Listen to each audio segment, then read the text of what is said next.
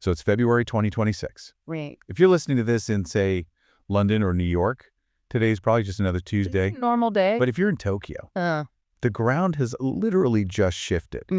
After decades of, just dragging its feet, the Japanese government has finally allowed pharmacies to sell emergency contraceptives over the counter. Yeah. No appointment, no prescription needed. Just walk in and buy it. It is a massive, massive shift. The World Health Organization, they've called this an essential medicine since the last century. Right. They see it as a basic human right, something totally vital for protecting women's health. But here in Japan, getting to this exact moment, it's been a 20-year odyssey. And that's exactly what we're diving into today. We're looking at the whole story behind this delay. We've got a stack of research here analyzing the history, the legal fights, and this brand new reality we're in right now. Because on the surface, this looks like this huge win for reproductive rights. But when you look just a little bit closer, it gets complicated. Complicated is putting it mildly. While the headline is Sales Start, the subtext is all about this deep structural resistance. This was never just about a pill. It's about how the Japanese medical system views women's bodies. Right. So, yeah, the door's finally open. But as we're about to see, there's still a whole lot of chains on it. Let's start with that timeline because, frankly, it's baffling. Here we are, 2026, celebrating this. But the WHO recommended these drugs back in 1999. 1999. And the U.S. had them over the counter by 2006. 2006. Right. And by 2009, the U.S. had removed age limits entirely. Meanwhile, Japan didn't even approve the drug for prescription use until 2011. Wait, pause right there. Yeah. So while American teenagers could buy this at a CVS in 2006, Japanese women couldn't even get it from a doctor. Correct. It was completely, totally unavailable. Okay. We call it the blank decade. Wow. While the rest of the world was normalizing this as just a standard safety net, Japan had nothing. A complete vacuum. That's not just a gap. That's a chasm. So why? If the science was there, if the global consensus was this is safe, why was Japan so resistant? It clearly wasn't about the medicine itself. No, the science was never the problem. The problem was, well, it was a turf war. And this gets us to the core issue. The medical monopoly. Explain that. Who's monopolizing what? It's often called management by obstetricians and gynecologists. Historically, Japan has operated under this system where reproductive medicine is the exclusive territory of doctors. Okay. This goes way, way back to the Penal Code of 1907, which criminalized abortion, and the post-war Eugenics Protection Law. The Eugenics Protection Law. That name alone sends a shiver down your spine. It should. It basically established a system where the state and designated doctors had total control over reproduction. And even though the laws have evolved, that structure, that mindset remained. Doctors are the gatekeepers. And if you let women buy pills at a pharmacy, doctors lose that gatekeeping power. So it's about control. They didn't want to let go of the keys. Exactly. And you see this pattern everywhere. The birth control pill. Approved in Japan in 1999, 30 years after the West. 30 years. The oral abortion pill. 35 years late. Emergency contraception is just the latest chapter in a very long book of doctors know best. It basically turns public health into a guild issue. You can't have this unless we say so. Precisely. The argument was always that medical management is necessary for safety, but really it was about maintaining the monopoly. And that monopoly only survived because there wasn't enough pushback from the public. Which brings up the cultural side of this. Why weren't there, riots in the streets about this 20 years ago? Because of the education gap. You have to remember, Japanese schools haven't historically taught comprehensive sex education. Right. We're talking about a curriculum that pretty much ignored consent, gender stereotypes, or sexual diversity, all the stuff that falls under well-being. Right. If you're not taught how your body works or what your rights even are, you don't know what you're missing. Exactly. If you don't understand that EC is a standard option everywhere else, you don't demand it here. That lack of knowledge created a compliant society that just accepted the doctor's word as law. And that must also connect to how we treat victims, right? In many countries, the push for EC was tied directly to supporting survivors of sexual violence. That's a huge factor. In the West, EC spread alongside the creation of robust support systems for rape victims. Japan was incredibly slow to set up its one-stop centers for sexual violence. The data on this is just heartbreaking. The numbers for reported rape cases in Japan always seem shockingly low. They're artificially low. We know the number of reported cases, around 2,700 in 2023, is just the tip of the iceberg. But because the support system was so weak and the stigma was so high, victims just stayed silent. And because they were silent. There wasn't that urgent political pressure to say, we need this drug available now for survivors. And on top of that silence, you had policymakers actively pushing this misuse myth, this idea that if you give women easy access, they'll just, go wild. That was the favorite argument of the opposition. They claimed that if EC was easy to get, people would stop using condoms and abuse the drug. Which is such a bizarre take. Does anyone want to take emergency contraception? It's not a recreational drug. It's a break glass in case of fire thing. Scientifically, that concern has been debunked 1,000 times over. Access to EC does not increase risky behavior, but, in the absence of real education, that myth was powerful enough to scare politicians for years. Okay, so let's fast forward to 2011. The prescription version, Norlevo, finally gets approved. The blank decade is technically over. But you're saying it was still a phantom drug. Legality does not equal access. Just because it was legal didn't mean you could actually get it. First, there was the price. It cost between 10,000 and 20,000 yen. So up to like $140 for one pill. Yeah. Compare that to the global standard of maybe 20 or 30 bucks. In Japan, it was priced like a luxury item. That prices out basically every single teenager and college student immediately. And then there was the prescription wall. You needed a doctor. But clinics in Japan, like many places, are businesses.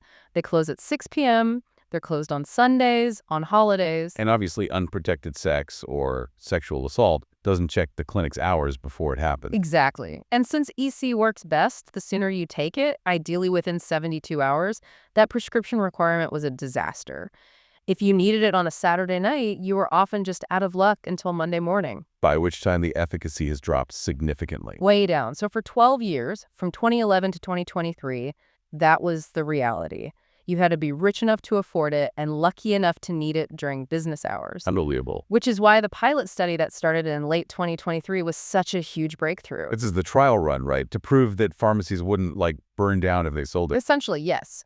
They ran trial sales in about 300 pharmacies, sold over 6,000 units, and the result was overwhelming. 90% of users said the pharmacist's explanation was clear and helpful. So it proved the doctor's wrong.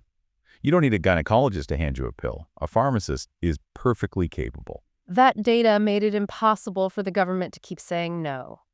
It paved the way for the rules we have today in 2026. No age limit.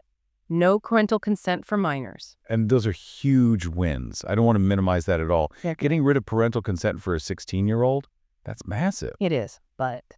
Here comes the but. A government couldn't just let it be a normal transaction. There's a catch in the new guidelines. And it's very unusual. This is the taking it in front of the pharmacist rule. Yes. The rule states that the purchaser cannot just buy the pill and leave. They must take the pill right there in front of the pharmacist immediately. I have to be honest, when I first read about this, I thought it was a translation error. You have to swallow it at the register, like you're taking a shot at a bar. That's basically it, yeah. The official justification is to prevent resale and to ensure the person buying it is the one taking it. But just think about the optics of that. You might have just been assaulted. You are scared. You're vulnerable. And now the law says you have to stand in a brightly lit pharmacy, maybe with a line of people behind you, and perform this medical act under the watchful eye of a stranger. It's incredibly invasive. It's paternalistic. It treats the woman not as a patient, but as a suspect. And this is where the double standard just slaps you in the face. Because we have to talk about Viagra. We absolutely have to. Viagra was approved in Japan in 1999. Lightning fast compared to the pill. Now, Viagra has real risks. People have died from mixing it with heart medication. Right. And it's essentially a recreational enhancement drug. It is. So when a man buys Viagra, does the pharmacist make him swallow it at the counter? Of course not. He takes it home. So let me get this straight. A man can buy a drug for sexual performance, one that has lethal risks, and his privacy is respected. But a woman trying to prevent an unwanted pregnancy, a time-sensitive crisis, needs a chaperone. Mm-hmm. That feels less like medicine and more like moral policing. That is exactly the criticism from civil groups. They argue this is structural discrimination.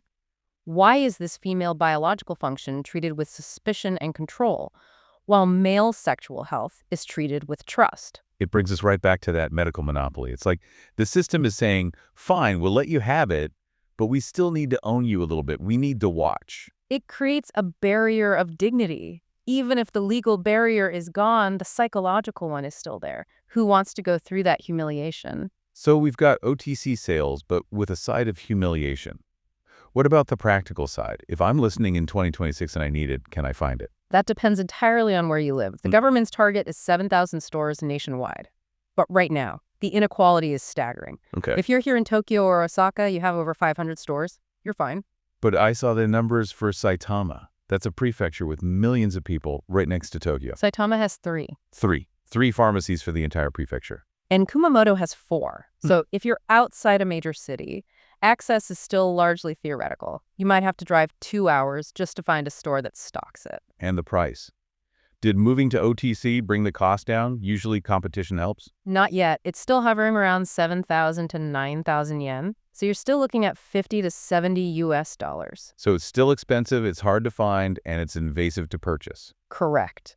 And there's one more layer to this that really frustrates the medical community. It's about the quality of the drug itself. The difference between the drug Japan approved and the one the rest of the world uses. Japan approved levonorgestrel, or LNG. It's the older generation of EC. It works, but it has this major flaw. Its efficacy drops off a cliff right before ovulation. Which is exactly the time you are most likely to get pregnant. Exactly. Think of it like a soccer goalie. LNG is a goalie that does a pretty good job, but right when the other team is about to take a penalty kick, the most dangerous moment, this goalie just decides to walk off the field. That is not a great goalie. No. But the global standard drug ulipristal acetate, or UPA, is different. That goalie stays in the net. It's effective even right before ovulation. So can you buy the good goalie in Japan? No. It is unapproved. Why? I mean, if it's better, why isn't it here? It's a bureaucratic mess. A company tried to get that component approved for treating uterine fibroids, a totally different condition. But there were some side effect concerns in Europe with long-term use for fibroids. Oh, okay. Because of that, the whole application was withdrawn. But EC is a single dose. You take it once. You aren't taking it every day for months. Exactly. It's approved in over 50 countries for EC. But because of that baggage with the fibroid application, Japan is stuck with the older tech. We technically still don't have access to the most effective option. So to recap the reality, February 2026. You can walk into a pharmacy and buy EC. That is a historic victory. But it's using older technology. It costs a fortune. You might have to drive to the next prefecture to find it. You have to swallow it in front of a stranger like a child. That is the reality. It's a step forward, absolutely. But it highlights that the journey isn't over. The report really emphasizes that this progress didn't happen because the government had some sudden change of heart. Yeah. It happened because of relentless civil advocacy. Yeah, 180,000 signatures. That's a lot of people saying enough. Citizen groups, NPOs, medical professionals who broke ranks, they pushed for this. And international pressure helped too. The UN Committee on Discrimination Against Women explicitly told Japan to fix this. It really shows that rights aren't given. They are won.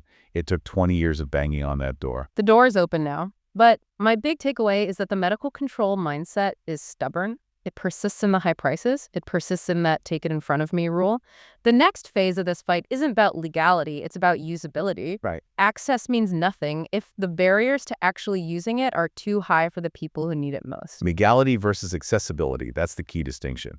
And honestly, looking at that Viagra comparison again, it really forces you to ask, do we trust women? The system seems to be answering no.